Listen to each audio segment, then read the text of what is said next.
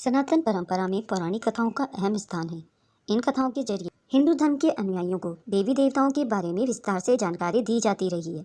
इन्हीं पौराणिक कथाओं में बताया गया है कि श्री राम की बहन शांता थी, उनके पति श्रृंगी ऋषि थे।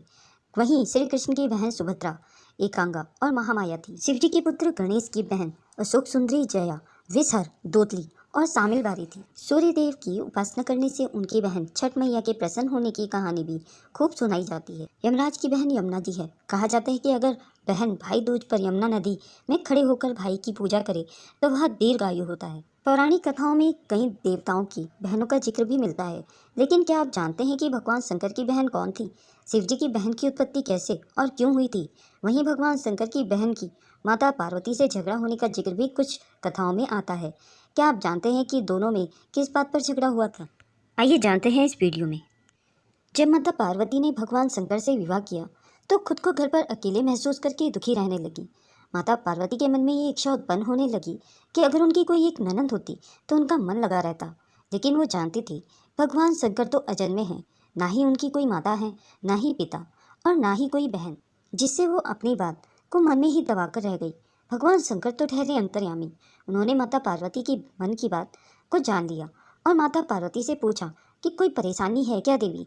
तब माता पार्वती ने अपने मन की बात शंकर जी से कही कि काश मेरी एक ननद होती तो अच्छा होता। भगवान शंकर ने माता पार्वती से कहा कि देवी, तुम्हें अपनी बहन और तुम्हारी ननद को लाकर दे दूं, पर क्या आपकी ननद के साथ बनेगी? तब माता पार्वती ने कहा कि मेरी ननद से क्यों नहीं बनेगी। भगवान शंकर ने कहा कि ठीक है, मैं तुम्हारी ननद को लेकर आता हूँ।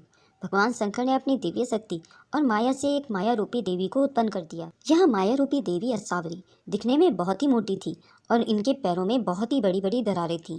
भगवान शंकर असावरी देवी को लेकर माता पार्वती के पास पहुंचे और माता से कहा, तुम्हारी ननद को ले आया हूँ। माता पार्वती देवी असावरी को देखकर बहुत खुश हुई। तुरंत देवी असावरी के लिए स्नान की व्यवस्था करके देवी के लिए भोजन बनाने लगी। देवी असावरी जैसे ही स्नान करके आई तो तुरंत भोजन मांगने लगी। तब माता पार्वती ने देवी को भोजन परोस दिया। जब देवी असावरी ने भोजन खाना शुरू किया तो माता के भंडार का सारा खाना खा गई और भगवान शंकर के लिए कुछ भी नहीं छोड़ा। इस वजह से माता पार्वती दुखी हो गई और देवी असावरी के लिए वस्त्रों की व्यवस्था करने लगी।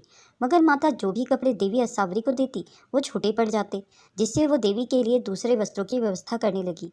इसी बीच ननद देवी असावरी को मजाक करने की सूझी और उन्होंने माता पार्वती को अपने पैरों की दरारों के बीच में छुपा लिया, जिससे माता पार्वती का दम घुटने लगा। जब भगवान शंकर ने माता पार्वती को ना पाया तो देवी असावरी से पार्वती जी के बारे में पूछा तो देवी असावरी ने शंकर जी से झूठ बोल दिया कि मुझे नहीं पता।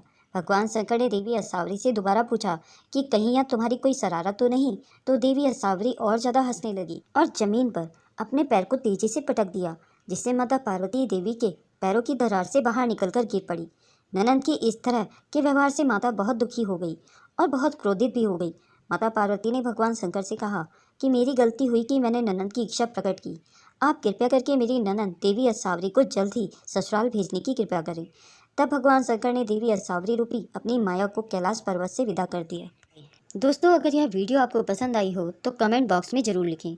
अगर आप मेरे चैनल में नए हैं और ऐसी ही रोचक कथाएं सुनना पसंद करते हैं तो मेरे चैनल को सब्सक्राइब करें। वीडियो को अंत तक देखने के लिए आप सभी का बहुत बहुत धन्यवाद। आगे मिलते हैं नई कहानी के साथ।